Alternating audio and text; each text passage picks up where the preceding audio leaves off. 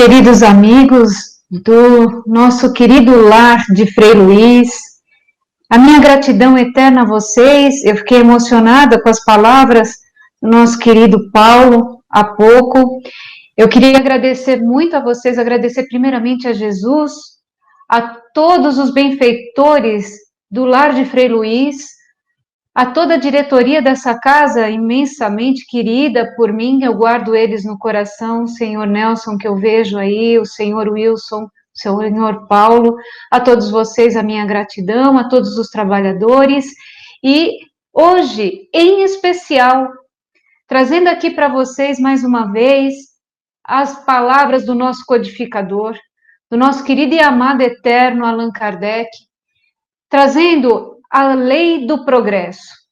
Tantas leis, tantas coisas sábias que Allan Kardec deixou para nós, mas olhando nesse momento, quando me foi chamada ao convite de voltar ao Frei Luiz, eu busquei realmente a lei do progresso, num momento muito oportuno ao qual o planeta atravessa, nesse momento de regeneração, buscando de forma muito singela, mas muito grandiosa, a explicação do nosso codificador Allan Kardec.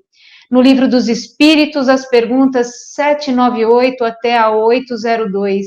Eu tenho certeza que Allan Kardec continua sendo, e vai continuar sendo para todos nós, o chão, como dizia Chico Xavier e Emmanuel, que a doutrina espírita era o caminho, mas Jesus é a porta e nas nossas mãos a transformação, o amor e a chave para que a gente consiga abrir a porta da transformação de nós mesmos e desse mundo para que ele seja melhor, como nos ensina o nosso querido benfeitor Ferdinando, melhores do que nós fomos nos dias de ontem. Então, avançando aqui, nós vamos iniciar nossa conversa hoje falando de um dos ícones do Espiritismo, Leon Denis. Leon Denis, em 1880, em Tours, na cidade de Tours, na França, em Cirque, onde foi feita uma conferência, e ele, de forma muito direta e muito objetiva, foi chamado para falar sobre a questão da lei, né? A lei do progresso. E ele faz uma tradução da lei do progresso de uma forma muito direta e muito objetiva. Ele diz que o progresso é a aspiração para o melhor, é pelo belo, é pelo bem, é a prova da existência de algo maior em nós, ou seja, a existência de Deus em nós. E quando Deus existe em nós, sempre ele vai estimular todos nós ao bem.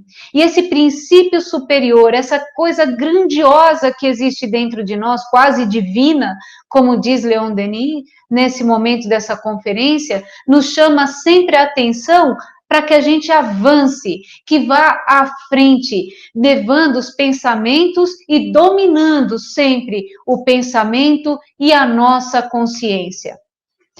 E ainda ele continuava de uma forma muito preciosa nessa conferência, dizendo que a lei do progresso ela é uma lei natural, é a lei que faz com que o homem atravesse todos os obstáculos. E também ele diz que é por meio das escolhas que nós vamos construir um mundo melhor, colaborando sempre pelo progresso da humanidade e o progresso de nós mesmos. Leon Denis, nessa conferência, quando ele terminou de falar do progresso, ele foi aplaudido em pé. E ali, avançando então, falando do nosso mundo, de nós espíritas, de nós que acreditamos na doutrina espírita, olhando para que essas palavras do nosso querido Leon Denis, ele entra em nós, sabendo que Deus existe em nós, por meio da nossa transformação, por meio de tudo que nós fazemos aqui no chão, como que fica então o espiritismo? O que é isso para a doutrina espírita? Segundo o espiritismo, o sentido do progresso, ele vai abranger uma ideia muito ampla, a ideia de perfeição e de aperfeiçoamento. Nós espíritos, nós filhos de Deus, criação perfeita daquele Deus, aonde Allan Kardec traduz de uma forma muito linda, quando ele pergunta o que é Deus, ele não pergunta quem é Deus, E os espíritos respondem: é a causa primária de todas as coisas. E ali ele fala da perfeição e do aperfeiçoamento que todos nós, por meio da reencarnação, por meio de voltar nos clãs familiares que nós estamos hoje, no meio de uma casa espírita, para que nós possamos nos aperfeiçoar, nos melhorar todos os dias, entendendo as diferenças e evoluindo a cada instante, quando nós somos chamados a testemunhar a nossa fé. E essa perfeição e o aperfeiçoamento não acontecem sozinhos, eles não são arbitrários e eles não são isolados. O que acontece então? Na pergunta 785, eu vou navegar um pouco nas perguntas do Livro dos Espíritos de Allan Kardec, sem me deter só à lei do progresso, porque elas se complementam. A beleza do Livro dos Espíritos e da consciência de Kardec perguntando aos espíritos é justamente esse sincronismo, onde ele ia perguntando, os espíritos respondendo de uma forma muito direta e muito construtiva para a evolução do nosso planeta. E Allan Kardec pergunta assim: qual o maior obstáculo para o progresso? E não podia ser diferente. O espírito responde a Kardec comentando assim: há duas espécies de progresso, né? Elas marcham lado a lado, uma é o intelectual e o outro é o moral. E aqui eu queria parar um pouco, porque eu vou trazer alguns casos reais, mas vou preservar os nomes e vou também preservar os cenários de fundo por respeito a essas pessoas. Mas, se nós olharmos hoje friamente para o nosso planeta Terra, é muito mais fácil, a balança da intelectualidade, ela está mais à frente. Por quê? Todos nós, quando nós temos filhos ou quando nós estamos nos formando, nós buscamos os diplomas, buscamos encontrar qual vai ser a profissão mais adequada que nós vamos exercer aqui no planeta Terra, onde que nós vamos nos situar como seres espirituais que somos, mas como seres materiais. O que vai nos prover na vida material, ou o que nós vamos fazer, né? Onde nós vamos buscar as instruções. Então, é muito comum os pais darem o melhor ensino aos filhos, buscarem a melhor literatura, as melhores escolas, darem tudo para eles, e muitas vezes os pais se esquecem que a maior missão naquele momento aos pais é simplesmente entregar a Deus um filho dele, porque todos nós somos filhos de Deus. E a missão dos pais é entregar o seu filho, o filho de Deus, melhorado às suas mãos, da maneira em que os pais conseguem exercer. Por isso entra a moral, né? Que há essa balança do equilíbrio. Nós temos que dar a instrução, porque como nos fala Ferdinando de forma brilhante, amigos, só sofre na terra aquele que não se instrui. Aí ele fala da instrução não somente para a matéria, mas é instrução moral, a instrução que nos vai elevar a nossa moral, que vai fazer com que, como nos disse Leon Denis, escolher melhor, muito melhor, porque nós só sofremos porque a régua de nossas escolhas, muitas vezes elas são baixas. E para nós escolhermos melhor, nós temos que ter estes dois pilares: a terra, a instrução, a intelectualidade, o conhecimento das coisas, mas também o conhecimento dos céus. E avançando, o Espiritismo fala o que dessa balança, então? Ele vai falar da inteligência e da moralidade. A inteligência é um atributo do espírito e a moralidade também. Portanto, o progresso espiritual, ele vai andar de mãos dadas com a intelectualidade e a moral. São juntos que nós vamos crescer e fazer o progresso espiritual acontecer. E o progresso espiritual começa não abrindo as janelas e olhando para fora, indicando todas as dificuldades que o planeta atravessa, as dificuldades da nossa casa, ou até mesmo apontando aos nossos pais que, na verdade, os nossos pais, eles fizeram o melhor. ou melhor, eles fizeram o que eles sabiam fazer no momento da nossa reencarnação e devemos ser gratos e estarmos hoje contidos em uma família, assistidos por amigos e estar hoje aqui no chão encarnados. Para a gente avançar um pouco, eu gostaria de lembrar aqui uma frase, uma pergunta que eu fiz há muitos anos a um espírito chamado Saul, né, um espírito muito querido, e ele dizia sempre assim, a minha dúvida era qual era a quantidade de espíritos que poderiam encarnar no planeta Terra. E ele disse para mim, lance um olhar sobre os seus ombros e conte 30 pessoas, 30 espíritos esperando este seu espaço na reencarnação. Essa sua vida para que ele está esperando você morrer para ele poder nascer. E se você morrer e tudo correr muito bem, você vai lá para o fim da fila esperar essas 30 pessoas reencarnarem para que você possa voltar a reencarnar. E aí, se tudo correr bem, e fazendo uma conta muito rápida com o avançar da medicina, das profissões, o que acontece? A qualidade de vida aumentou e a idade aumentou. Então, nós vamos chegar aproximadamente, espero que todos que me ouçam aqui no chat, que hoje o chat está bem cheio, pessoas comentando bastante, vivam muito. 100 anos, mais ou menos, cada um. Eu espero que, pelo menos, o senhor Wilson, o Paulo e o Nelson vivam 150 nessa encarnação com saúde e a mente saudável, né? Para que eles possam continuar conduzindo com tanto louvor o trabalho no lar de Frei Luiz. Então, se nós fizermos uma conta rápida, eu tenho que esperar pelo menos 3.000 anos para voltar a encarnar. Então fica mais difícil, então nós temos que aproveitar agora, e não adianta a gente falar, mas eu não vou conseguir, minha idade avançou, eu não consigo. Não, nós temos as ferramentas em nossas mãos, para nós voltarmos a estudar. Quem não estudou ainda é hora.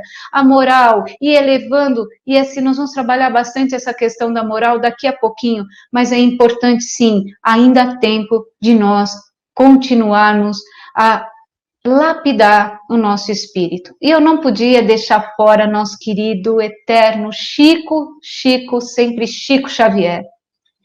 Emmanuel, ele tem uma frase muito maravilhosa que eu resolvi trazer aqui, e na simbologia de uma ave, né? E ele diz o seguinte, que são duas asas que vão nos conduzir o espírito humano à presença de Deus. Uma se chama amor e a outra a sabedoria. Ou seja, não adianta nós sermos os melhores médicos, doutores, advogados, ou que seja, termos sabedoria, mas nós não termos o amor. Emmanuel, perfeito quando ele diz isso, não adianta deixar o amor de lado e a sabedoria de lado. Nós temos que ter essas duas asas batendo em harmonia, porque um pássaro não voa com uma asa só. Ele bate as asas de forma harmônica, de forma precisa. Ele lança seu voo e ele consegue equilibrar nos céus a beleza do amor e da sabedoria. E também, Jesus, nas vozes de Paulo em Coríntios, ele dizia assim: eu posso falar as línguas dos homens, dos arcanjos, a língua de todos e ter sabedoria, mas se eu não tiver amor, eu nada serei. Eu simplesmente serei alguém que nada sou um ser vazio. Isso está no Novo Testamento, nas palavras do nosso querido Paulo. Avançando então, vamos falar de Allan Kardec, né, o nosso amado eterno codificador, a quem eu realmente de joelhos falo o seu nome, Allan Kardec, depois de conhecê-lo como a estrada que chega a Jesus. E ele diz o seguinte: como o avanço intelectual pode gerar um progresso moral? E ele fala, e os espíritos lhe respondem na pergunta 780, dizendo assim: fazer o homem conhecer o bem e o mal, para que ele possa usar o livre-arbítrio com melhores escolhas. E eu vou voltar um pouco num espírito, novamente, doutor Saul. Saul eterno, Saul sempre Saul, dizendo que nós sofremos na terra porque nós escolhemos muito mal. Nossos sofrimentos são resultados de nossas escolhas. E que para a gente escolher melhor, nós precisamos ter sabedoria e ter a fonte da divina luz, que é Jesus em nossos corações, e nas nossas mãos a certeza do trabalho, no nosso coração Jesus e na nossa mente o Evangelho. Então, para que a gente possa escolher melhor, para que a gente possa viver melhor, para que a gente possa progredir melhor, o progresso, o avanço intelectual, ele tem que apoiar, sim, os homens saber o que é bom e o que é ruim. Eu não preciso saber que a faca, que é a mesma que nós cortamos o pão e passamos a manteiga sobre ela, é a mesma faca que pode tirar a vida de alguém. Basta que eu saiba usá-la para o bem, e usar a faca que corta o pão é tirar a fome de alguém. E a faca também que pode tirar a vida de alguém é algo arbitrário à lei de Deus. Então, nós temos que aprender a usar tudo em benefício do bem. Os espíritas que me ouvem, o dinheiro não é algo ruim, é como nós usamos o dinheiro que faz ele ser ruim e trazer consequências negativas à nossa vida. Então, nós temos que saber usar o bem e o mal, porque agindo dessa forma, nós vamos melhorar o nosso livre-arbítrio, escolher melhor e vamos sofrer muito menos e subir a régua das nossas escolhas para que a gente possa ser feliz. E qual é, então, o maior obstáculo deste tal progresso, né? O que faz nós, brasileiros, residentes do planeta Terra, não avançarmos no progresso? Na pergunta 785, os espíritos não puderam ser mais felizes na resposta ao nosso codificador quando eles resumiram em duas palavras: o orgulho e o egoísmo. Eu sempre brinco com meus queridos amigos que estão me ouvindo do Lar de Henrique, do Núcleo Espírita Lar de Henrique, que o orgulho para mim ele é igual uma mosquinha azul. Ele, quando ele pica, ele fere por muitas e muitas vidas. Então, dessa maneira, Allan Kardec, no livro O Evangelho segundo o Espiritismo, no capítulo 11, Pascal, o Espírito, que deu a resposta a Allan Kardec em Sens, em França, em 1862, disse o seguinte: o egoísmo é a negação da caridade. E a caridade, meus amigos queridos, não é só a caridade para o próximo, a caridade, ela é uma interpretação de Deus na Terra, eu a vejo assim. Porque a caridade, ela faz com que nós olhemos para nós com o olhar da benevolência, com o olhar ao próximo, com o olhar da bondade, e entender que tudo na vida depende do tempo. E o tempo, ele tem a lei de Deus, e tudo aquilo que nós não podemos melhorar ou fazer a caridade efetivamente, entreguemos na mão de Deus, porque Deus sabe muito bem a hora certa de modificar e fazer com que tudo se equilibre em nossas vidas.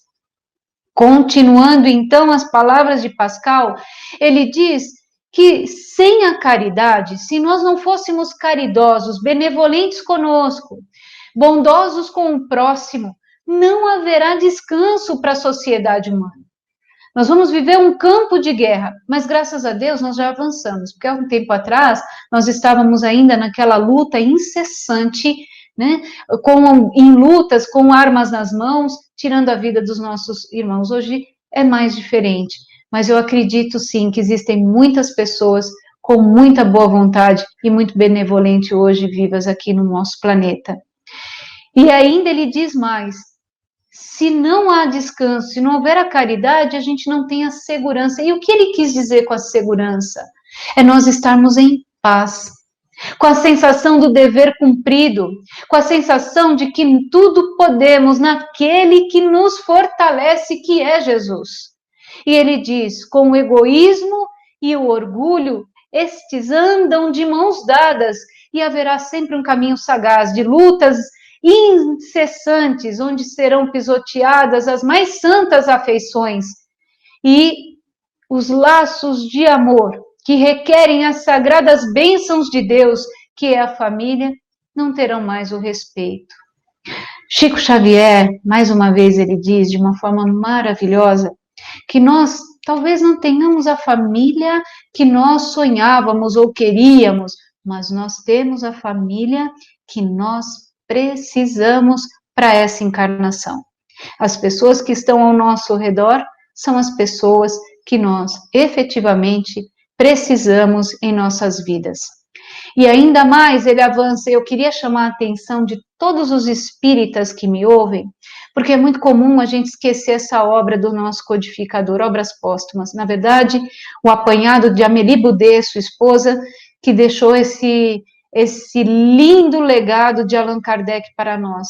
E eu gosto muito desse livro, é um dos livros que eu mais tenho afeto, é Obras Póstumas.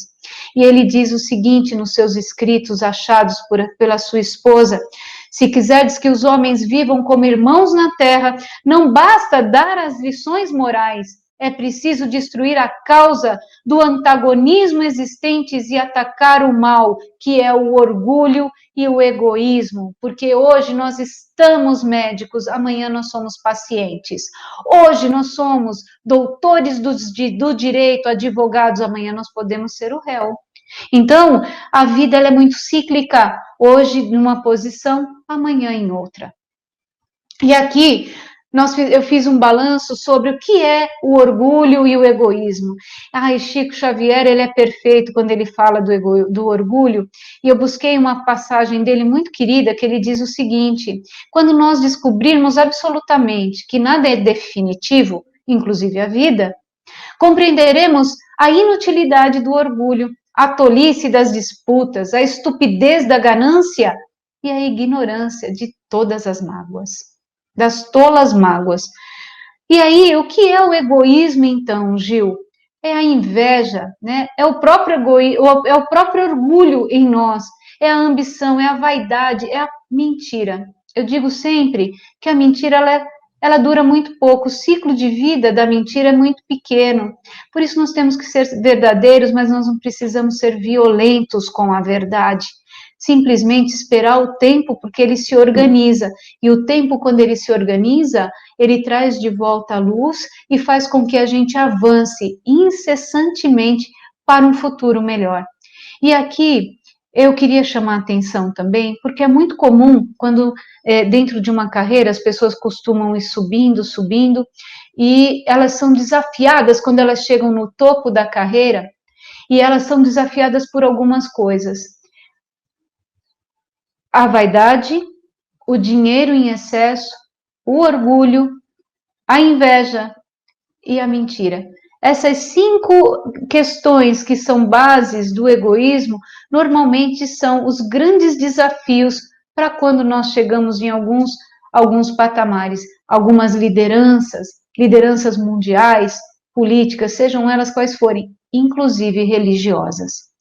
Aos médiuns que me escutam aqui também, queridos médiuns, Chico Xavier, por as mãos laboriosas dele, e Emmanuel, traz um livro Seara dos Médiuns, se não conhecem, é um livro divino, mas tem uma passagem nesse livro que eu vou pedir para deixar no chat dessa palestra, essa mensagem inteira.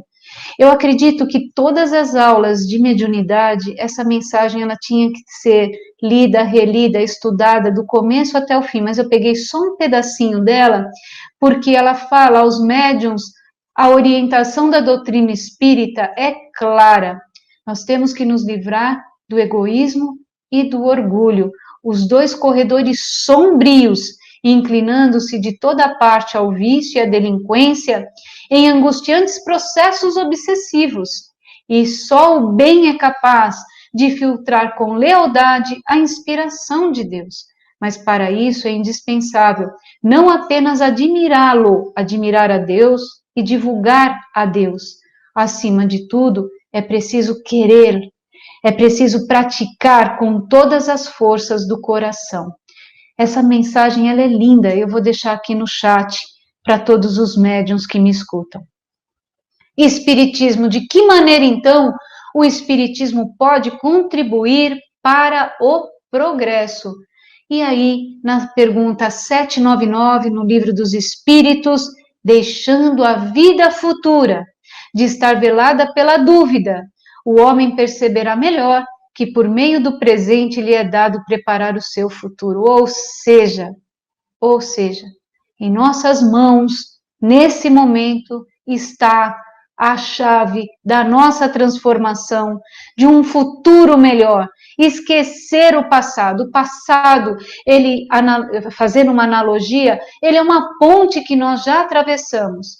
E se aí vira e mexe, nós queremos voltar, nós temos que implodir essa ponte. E o passado é um professor que já ensinou o que tinha que ensinar.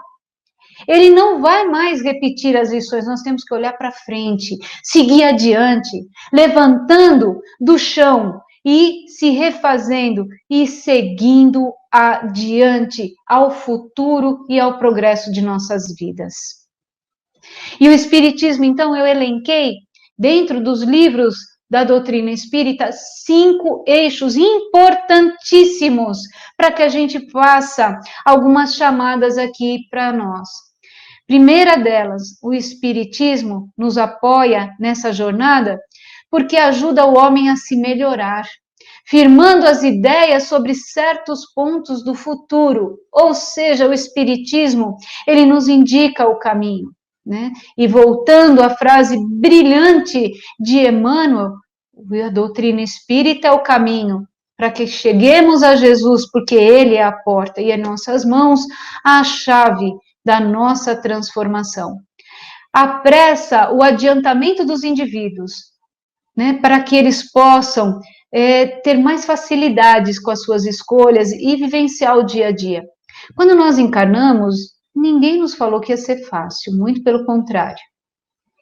Todos os benfeitores espirituais, queiram chamar como queiram, sejam anjos, benfeitores, mentores, não importa. Eles disseram, olhando nos nossos olhos, você vai ter vários desafios. E, mesmo assim, nós dissemos para eles, como nós vamos falar daqui a pouco, nós aceitamos. Nós vamos voltar ao chão, nós vamos enfrentar as dificuldades, algumas lições nós vamos acertar. Provavelmente algumas fases do Enem nós vamos passar, nessa grande universidade, outras nós não vamos passar. Mas o que importa é que nós tentamos, com aquilo que somos, aquilo que podemos e aquilo que sabíamos fazer, mas podemos melhorar se nós entendermos e levarmos a doutrina e Jesus Cristo em nossos corações como base da nossa existência. Um ponto de apoio, a doutrina espírita, realmente ela nos indica o caminho, é a luz, né? Porque ela é associada a nosso querido Jesus Cristo. E uma vez Emmanuel disse a Chico Xavier que se ele tivesse que escolher a Emmanuel pela doutrina espírita ou a Jesus pelo cristianismo, que ele escolhesse Jesus. Então, todos nós temos que escolher, sim, o nosso Mestre Jesus. Ensina o homem a suportar as provas com paciência e resignação. A doutrina espírita, sim, ela ensina a paciência, mas vamos confessar, ô disciplina difícil de todos nós passarmos e ganharmos a nota 10. Disciplina difícil, mas necessária, paciência e resignação. E aprender sempre a vencer o nosso orgulho e o nosso egoísmo. E eu vou deixar uma reflexão aqui, o que efetivamente faz com que a gente rompa com as pessoas, aquele sofrimento que a gente está sentindo agora, aquela dor mais latente em nós, será que ela é fruto do nosso orgulho também? Uma vez, um espírito Pedro, maravilhoso, disse o seguinte, eu não consigo entender por que todas as pessoas na Terra choram pela carta que não colocaram no correio. Muitas vezes a carta está escrita, está na gaveta, ou o e-mail está pronto, mas nós não apertamos o enter, porque nós temos medo. É importante vencer o medo. O medo foi dado a nós quando nós encarnamos para que nós tenhamos a certeza de estarmos vivos. Foi uma forma de Deus olhar para nós e falar assim: você vai ficar vivo, não vai, você vai ter medo da morte, porque se você não tiver medo e não temer, você vai no primeiro obstáculo você vai querer voltar para o mundo espiritual, porque nós somos seres espirituais. E aí, como que se processa o progresso, então, na ótica da doutrina espírita? Resultado do esforço e das conquistas individuais, nós fazemos parte. Chico falava que ele era um cisco, mas se ele não fosse esse cisco, unido a outros ciscos, talvez nós não tivéssemos chegado aqui falando da doutrina espírita. Todos nós somos importantes para Deus. Todos os médiuns, eu sempre digo que o céu é ele é muito grande, e todos os médiuns são estrelas que podem brilhar no céu. Espaço tem a todos, é só querer fazer com bom coração, estudando sempre, seguindo adiante, confiante, sem temer. O progresso nos espíritos é fruto do próprio esforço. E aqui eu queria lembrar uma passagem de Emmanuel, que ele disse que ele ficou 500 anos para melhorar aspectos relacionados ao orgulho e ao egoísmo. 500 anos, fora as encarnações dentro desse período. Se Emmanuel passou por isso, é melhor nós pararmos um pouquinho, refletirmos o que nos vem pela frente e que ainda é tempo de mudarmos. Somos livres, trabalhando no adiantamento para a melhor atividade. E enquanto avançamos rapidamente, nós temos que lembrar uma coisa: que tudo que nós fazemos, nós temos que lembrar a nossa origem. Nós somos seres imortais e para o mundo espiritual nós vamos voltar no momento certo, na hora certa, concluindo sempre os nossos trabalhos aqui no chão. E eu gostaria de abrir aqui, queria pedir permissão à mesa, ao senhor Paulo Roberto, ao Nelson e aos demais. Eu queria fazer uma reflexão aqui muito importante, trazendo esta pessoa, Chico Xavier, nessas mãos laboriosas de mais um lindo caso de Chico Xavier. No Triângulo Mineiro, na região de Minas Gerais, numa cidade desse Triângulo Mineiro, que eu não vou dizer qual é, porque eu vou preservar pessoas e locais, havia uma família constituída de uma mãe, de uma senhora, de um senhor e de um jovem adolescente. Esse jovem, ele tinha o sonho de entrar na faculdade de medicina. E ele tinha o sonho de ser um médico para ajudar as pessoas desprovidas de riqueza, os pobres. Ele queria trabalhar nos hospitais, ajudando as pessoas que não tinham posse.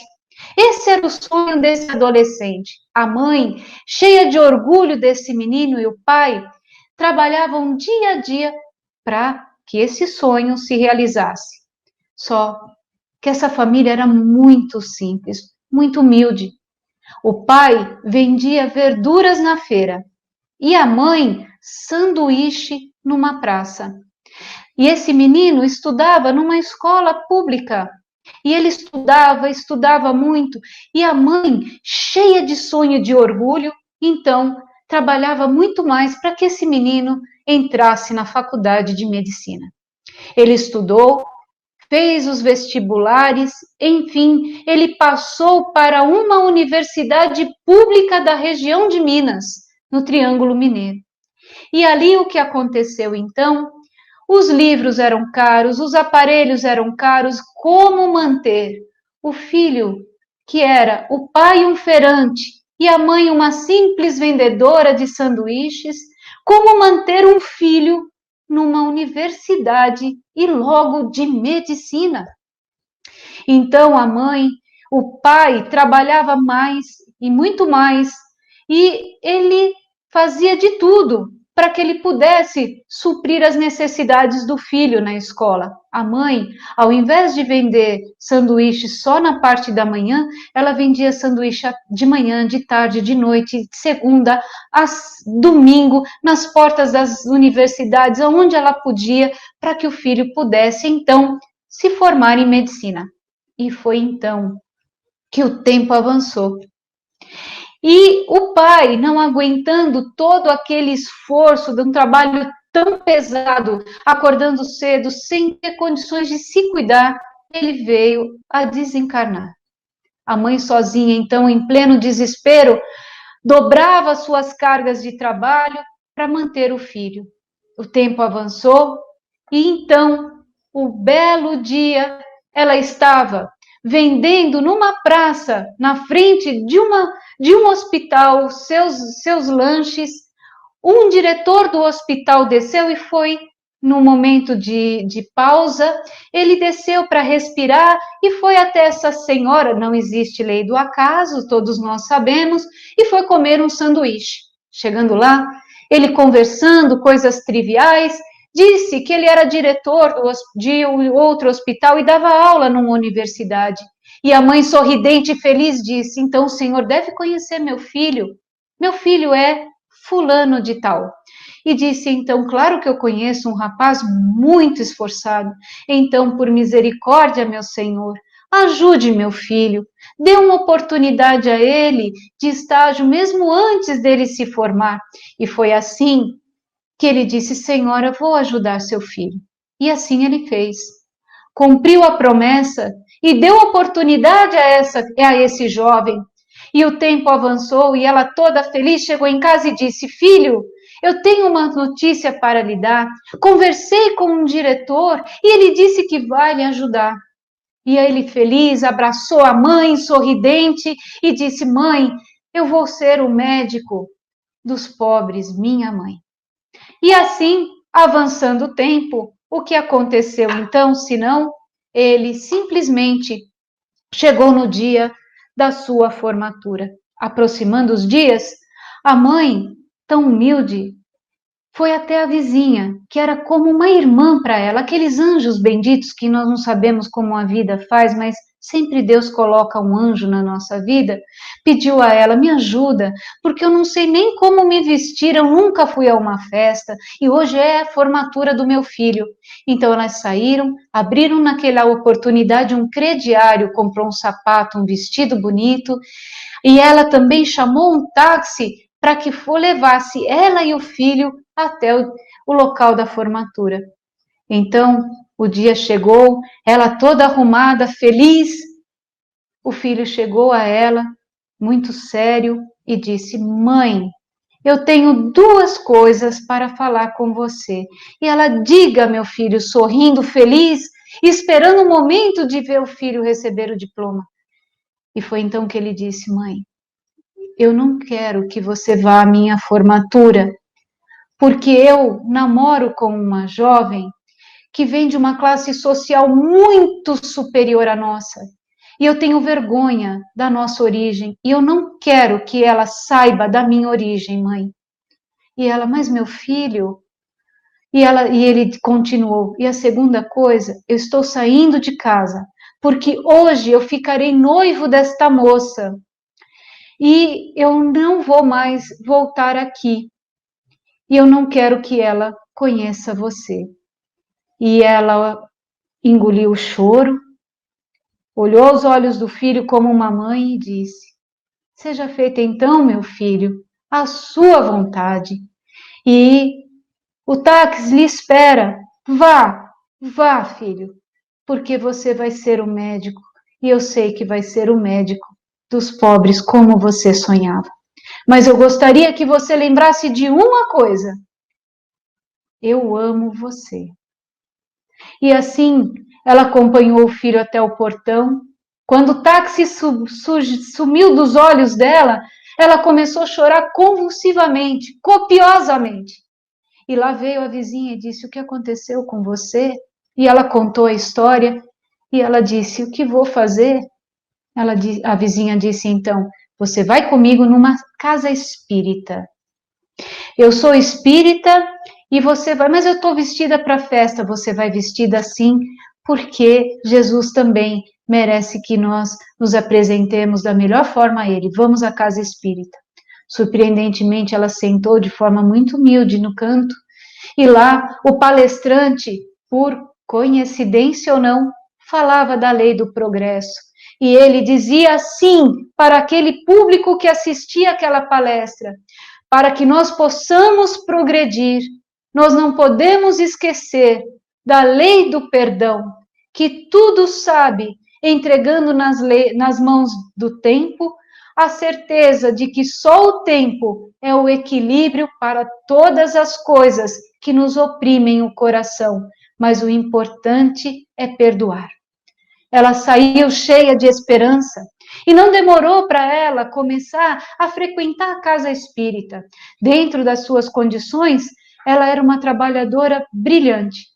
Servia sopa, apoiava os doentes, estava sempre dentro da casa espírita, mas ela veio adoecer com uma doença muito severa. Então, ela foi internada e a vizinha ligou para o filho dizendo: meu filho, sua mãe está internada, você vem visitá-la porque ela não está nada bem. E ele disse: não, eu não vou. Passou os dias e essa senhora veio a desencarnar. E ela ligou a vizinha novamente ao filho: você vem, meu filho, hoje é o sepultamento de sua mãe. E ele disse: eu não vou. E assim, o tempo avançou severo, porque o tempo não perdoa. Ele foi avançando e o médico, então, se transformou num médico conhecido, renomado, se casou, uma família muito cheia de posse, teve seus filhos, mas a família que ele tinha era muito voltada para a matéria. E dentro do seu coração, uma imensa mágoa e rancor foi tomando conta. E todas as noites, pelos diversos problemas familiares que ele atravessava, ele ia na frente da casa da mãe, se sentava num banco da praça e ali, todas as noites, ele dizia: mãe, minha mãe, me perdoa. Os abraços que não lhe dei, me perdoa, mãe, que o remorso que me consome, mãe, me mata o meu coração, me perdoa por eu não ter sentido o seu perfume naquela noite onde eu deixei você naquele portão da minha formatura, me perdoa, me perdoa, me perdoa, minha mãe. Foram várias noites assim, até que a vizinha, de uma cidade pequena, reparando ele sentado, chorando todas as noites, chegou perto e disse: meu filho, o que acontece com você? E ele contou que o remorso matava todos os dias, e contou um pouco de sua história. Ele tinha tudo, mas não tinha nada. Ele desprezou a família que ele teve na sua infância, que sim, era o exemplo da família. Que ele tinha filhos, mas ninguém era unido como era na família. Que dividia um ovo frito, mas que eram felizes por um simples ovo frito. E ela disse: meu filho, então, eu tenho uma ideia. Aqui pertinho, na cidade de Uberaba, na Casa da Prece, tem um mineirinho chamado Chico Xavier, o médium Chico Xavier. E ele faz cartas, são psicografias. Vamos até lá, quem sabe a sua mãe dos céus podem falar com você e então você recebeu uma carta de sua mãezinha. Ele não titubeou mais, levando o coração cheio de dúvidas, porque ele não era espírita e duvidava dessa tal doutrina espírita. Chegando lá, se sentou no canto e não demorou então para que ele, a noite avançando, Chico Xavier trabalhando incessantemente em suas mãos laboriosas, chega então uma carta que lhe chama o nome daquele médico. Chico ajeita o óculos como era de costume e a carta dizia mais ou menos assim: filho, meu filho, todas todas as noites você senta no banco da praça, olhando a nossa porta, a nossa casa. E todas as noites você diz que tem uma família, que tem os filhos, mas que essa família não era igual à nossa. E você olha para os céus, me procurando nas estrelas dos céus. E meu filho, você diz: mãe, me perdoa. Mãezinha, me perdoa. O abraço que não lhe dei. O dia que não compartilhei a alegria de me formar pelo suor das suas mãos e do seu trabalho, mãezinha. Oh, meu filho, eu não vou lhe perdoar. Por quê? Lembra quando você saiu pelo portão, eu lhe disse: filho, não se esqueça, eu amo você. E quem ama, perdoa, filho. Mas eu vou lhe pedir duas coisas, filho, só duas. Não se esqueça dos vendedores de verduras na feira, tampouco das mulheres ou dos homens que vendem sanduíches. Porque, meu filho, de trás desses rostos simples e humildes, podem ter grandes médicos como você, para que não se esqueça jamais de atender os desprovidos da vida e ser, então, não só o médico dos pobres, filho meu, mas o médico do coração, como é o nosso Senhor Jesus Cristo. E assim termina mais um dos lindos casos do nosso querido Chico Xavier, grande médico querido e amado da doutrina espírita. E eu vou chegando então quase ao final do nosso encontro, emocionada, perdoe-me, mas eu gostaria de trazer aqui, como eu disse a vocês, obras póstumas, onde o Espírito Verdade, por favor, é o Espírito Verdade, não Espírito de Verdade, falou Allan Kardec em obras póstumas sobre a sua missão. E eu gostaria de deixar aqui essa passagem linda, linda, do Espírito Verdade, falando da missão de Allan Kardec aqui no chão. E ele diz assim: Espírito Verdade, eu vos agradeço pelos vossos sábios e eternos conselhos. Eu aceito tudo sem restrição e sem dissimulação. Senhor, se vós dignastes lançar os olhos sobre mim, para o cumprimento dos vossos desígnios, que seja feita a vossa vontade. A minha vida está em vossas mãos, disponde dos vossos servos, Senhor. Em presença de uma tão grandiosa tarefa, reconheço a minha fraqueza. Minha boa vontade não faltará, mas talvez minhas forças me trairão. Supre a minha insuficiência, dai-me as forças físicas e morais que me sejam necessárias. Sustentai-me nos momentos difíceis com o vosso auxílio e dos vossos celestes mensageiros. Esforça-me-ei por corresponder os vossos desígnios. Médiuns trabalhadores do Núcleo Espírita Lar de Henrique, do Lar de Frei Luís, seguremos em nossas mãos essa grande missão de seguir adiante, porque, como nos fala o nosso benfeitor Ferdinando, não tema a mudança, ela faz parte do seu destino escrito por Deus. Toda mudança anuncia algo melhor. Não tema recomeçar. Lembre-se dos apóstolos eternos que fizeram do mundo sua casa. Portanto, não tema o mundo, porque o trabalho se expande com a força do vento, rumando sempre para o norte e para a frente. Não tema, porque quem teme é igual àquele que passa a vida esperando sem conquistar. E eu queria agradecer a todos vocês, deixando a frase do nosso querido, eterno amado Allan Kardec, que na sua lápide deixaram essa frase escrita, tão atual, tão presente em nós: nascer, viver, morrer, renascer e ainda progredir sempre, tal é a lei. Isso está na lápide do Père Lachaise, na França, do nosso querido codificador. E eu não poderia encerrar sem Jesus Cristo, que diz sempre: o que dizemos sobre nós não significa nada no trabalho de Deus, é o que Deus diz sobre nós que faz toda a diferença. Paulo em Coríntios 10, versículo 13. E eu vou chegando ao final, agradecendo todas as pessoas queridas, amadas, todas as pessoas que estiveram presentes nesse encontro, na live. Que Deus abençoe e retribua a todos vocês esses pedidos de oração e que sejam abençoados a todo instante. Deixo aqui todos os canais para que você possa me acompanhar nas redes sociais.